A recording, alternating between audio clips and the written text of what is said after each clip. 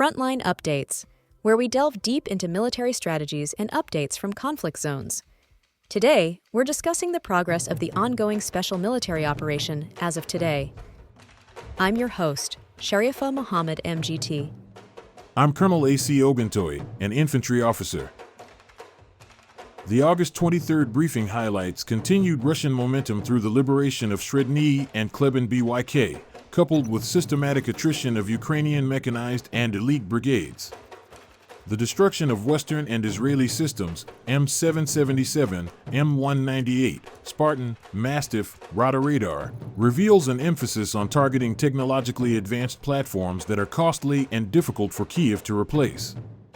The consistent elimination of EW stations across multiple axes signals a deliberate campaign to blind Ukrainian forces, reduce drone survivability, and cripple counterbattery fire.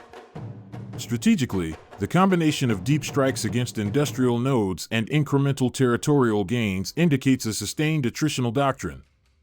Ukraine faces compounding challenges: depletion of high-value systems, degradation of EW coverage, and manpower losses in critical brigades. The operational tempo suggests Russian forces are setting conditions for broader maneuver opportunities in Donetsk. Welcome to Frontline Updates, the podcast that brings you in-depth insights into military operations from those leading them on the ground. Today, we're joined by Colonel A.C. Oguntoye, an infantry officer monitoring critical missions on the progress of the special military operation as of today. Colonel Oguntoye, thank you for being with us. Thank you. It's good to be here. Colonel Oguntoye, let's begin with the big picture. What defined the operational tempo on August 23rd? The defining characteristic was continuity of effort. Russian forces are not relying on dramatic breakthroughs in a single sector, but rather applying sustained, multi-axis attrition that cumulatively erodes Ukrainian capabilities. On August 23rd, that meant a combination of liberated settlements, attritional destruction of Ukrainian brigades, and deep fires targeting industrial infrastructure. The strategic objective here is to grind away at Ukraine's combat formations while simultaneously dismantling their sustainment base. We see strikes not only on frontline units but on depots, radars, artillery systems, and energy-linked industrial sites. It's a deliberate doctrine of parallel pressure: weaken the spear and sap the shield at the same time. Let's turn to the North Group in Sumy and Kharkiv. Their reported gains seemed more incremental. What was their actual contribution? The North Group continues to serve its role as a fixing force.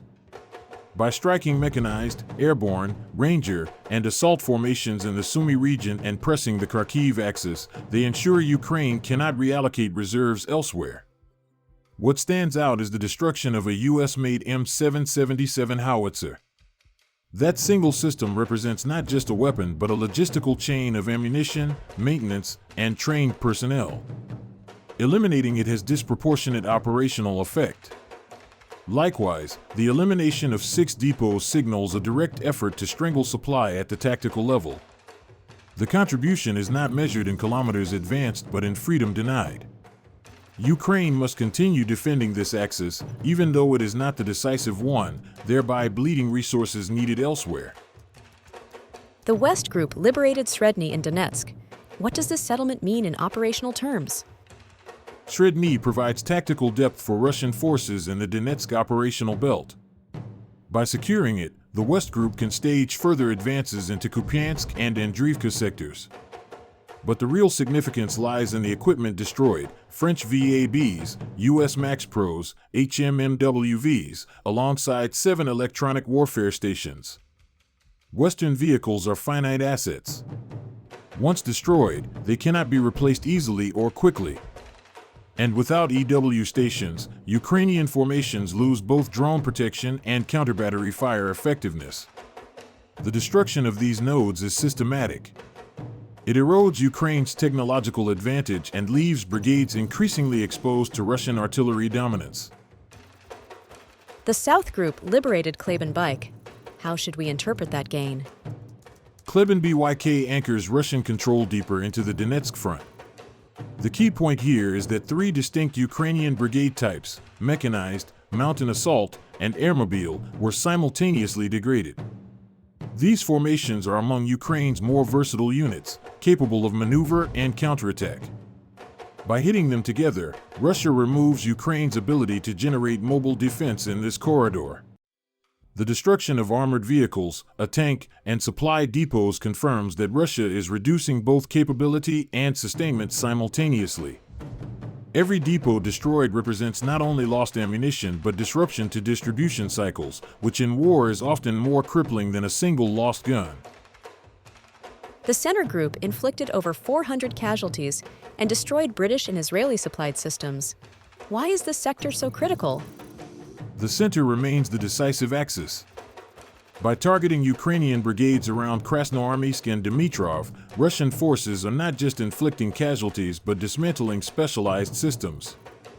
The destruction of the British Spartan and Mastiff armored vehicles, alongside Israeli radar stations, demonstrates a focus on attracting high-tech Western and Allied contributions. Radars are the nerve system of counter-battery warfare.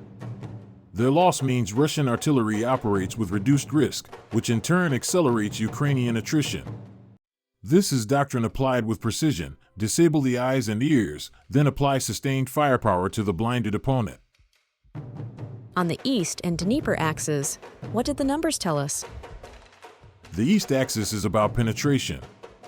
Striking across Poltavka and Velikomikhailovka, Russian forces inflicted over 245 Ukrainian casualties and destroyed NATO standard M198 howitzers. These are critical long-range assets. Their removal reduces Ukrainian ability to contest Russian maneuver. And the Dnieper group of forces? The Dnieper group continues to apply pressure in Zaporizhia and Kherson. While the casualties there are lower, around 60 personnel, the destruction of 7 EW stations is tactically significant. Eliminating EW in the south means Russian forces can operate drones with greater impunity, further enhancing fires and reconnaissance. Even smaller casualty figures are meaningful when they align with systemic degradation. Air Defense reported neutralizing guided bombs, UAVs, and HIMARS rockets earlier this week. How do those defensive layers shape the ground fight? They are essential. By intercepting guided bombs and UAVs, Russia preserves its offensive momentum. If advancing formations are continuously struck from the air, they cannot build tempo. Neutralizing HIMARS rockets is especially critical. Those systems were meant to disrupt Russian supply lines and command nodes. By consistently denying them effectiveness, Russia ensures that its own sustainment and command structures remain intact, enabling continuous offensive operations. Colonel, thank you for providing such a detailed briefing on the current military situation. Your insights are invaluable to our understanding of the conflict's dynamics. And thank you to our listeners for tuning in. Join us next time as we continue to provide up-to-date coverage on global military affairs. Stay with us for more updates and expert analyses on global defense and security issues.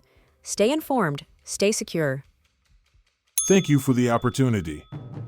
The August 23rd briefing illustrates the sustained attritional design of Russian operations. Incremental liberation of settlements such as Shredny and Kleben Byk reinforces territorial control while compounding Ukrainian losses in manpower and equipment. The systematic destruction of Western vehicles, NATO standard artillery, and Allied supplied radar and EW systems demonstrates a deliberate campaign to erode Ukraine's most technologically advanced assets.